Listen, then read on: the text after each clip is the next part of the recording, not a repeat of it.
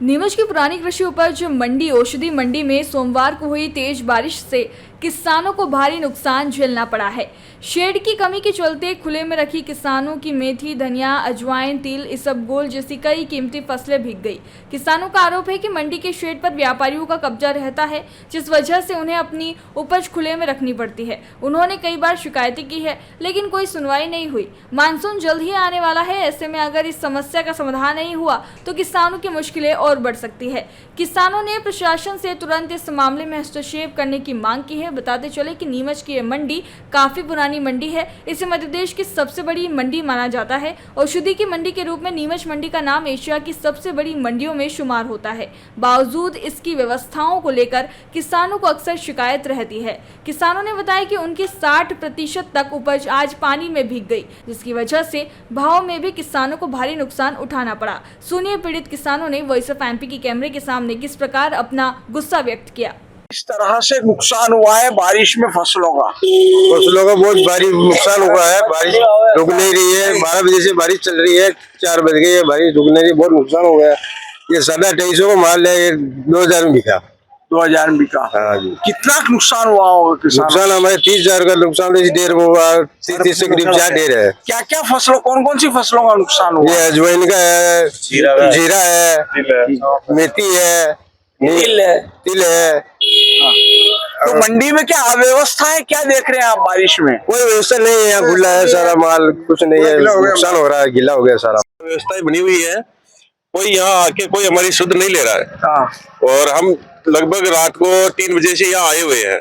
और उसके बाद कोई यहाँ मतलब जैसे मंडी कमेटी से है कि कोई जो भी है वो यहाँ आके किसी किसान की कोई शुद्ध नहीं ले रहा है। कहाँ से आए हैं? सर हम भिलवाड़ा, सापरा भिलवाड़ा से आए। क्या नाम है आपका? राजस्थान, कुमार जाट। नुकसान हुआ होगा लोगों का?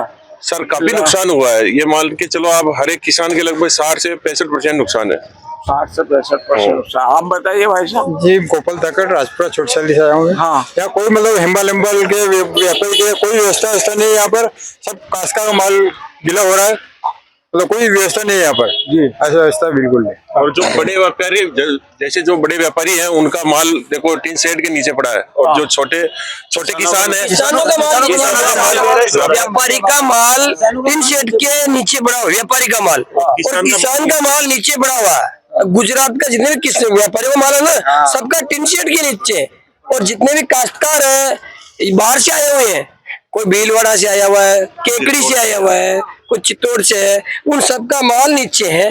ये देख लो, ये यहाँ की ये व्यवस्था है। ये पानी के नीचे भीग रहा सारा माल। आप बताओ। देख लो सर, हमारा नुकसान है, कोई मतलब नहीं है। ये 6000 बिकने वाली थी, ये 3000 नहीं बिक रही है। 3000 रुपए क्विंटल पानी के हिसाब से हो रहा है। और नीचे खाली कराया इन्होंने, कोई व्यवस्था नहीं है यहाँ पे। पानी के अंदर घूम दे रहा है सारा। हाँ। तो कोई व्यवस्था, व्यापारी का माल तो छाया में और किसान का पानी के अंदर। हाँ। आप क्या लेकर आए थे? अजवाइन लेके आए हम। हाँ। आप लोग भी अजवाइन लेकर आए? अजवाइन लेके आए। अजवाइन ले रहे हैं मकई की 10 बोरी घी बेर। और यह नीमच की मंडी है जो कुल मिलाकर टट्टी की गली है। केनुआ लेके आए थे। केनुआ लेकर आए थे। हाँ। 25 रुपए बिका था सर, बिल्कुल नहीं। तो माल आपका भी भीग गया? मेरा तो सर टूट गया, पर ये चलो नुकसान है तो ये भी क्यों होना चाहिए, ये बोलता था। हाँ। जितने भी व्यापारियों का माल हम देखे आए, जैसे व्यापारी हमने बोला छाया के अंदर पड़ा हुआ है और काश्तकार का माल सारा पानी के अंदर बेके चले गया है।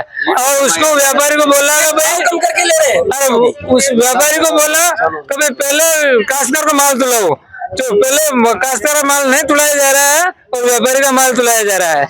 और उसके कहते हैं कि छाया में खाली करो, तो प्लेटफार्म में छाया में खाली नहीं खाली कराया जाए, फार्म पर रोड पे खाली करना है, वरना वापस ले जाओ। ये और 10,900 रुपए भाव, 10,900 रुपए के भाव बिक रहे थे।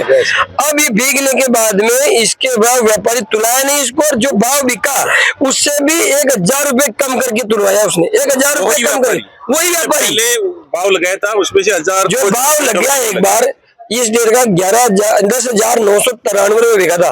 फिर इसको 10,200 में तुलाया। इसका जो नीचे वाला बिका हुआ माल ना, उसको वापिस काश्तकार को दे दिया, ये वापिस ले जाओ आपके घर पे।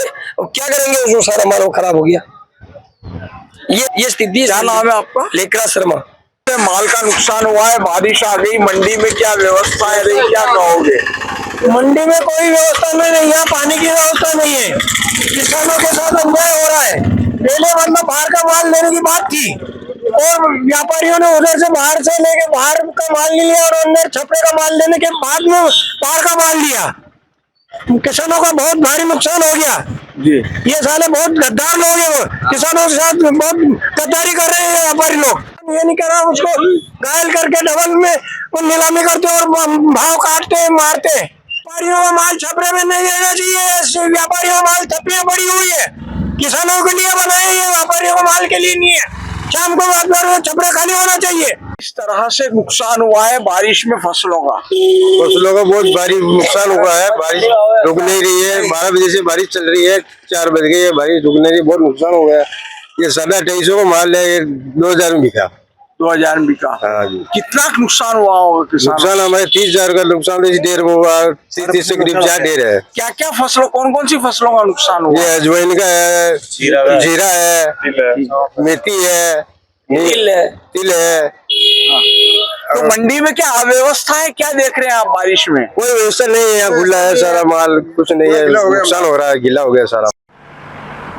जयराम जी, किशन काका, राम राम भाई, राम राम। क्या दोनों भाई बैठ के क्या हिसाब लगा रहे हो? ऊटी लहसुन के भाव आ गए क्या? अरे नहीं रे दादा, ये अपना रमेश नया मकान बनाने के लिए लोन ले रहा है। हिसाब किया तो पता चला कि लोन का पैसा तो ईंट और रेती में ही पूरा हो जाएगा।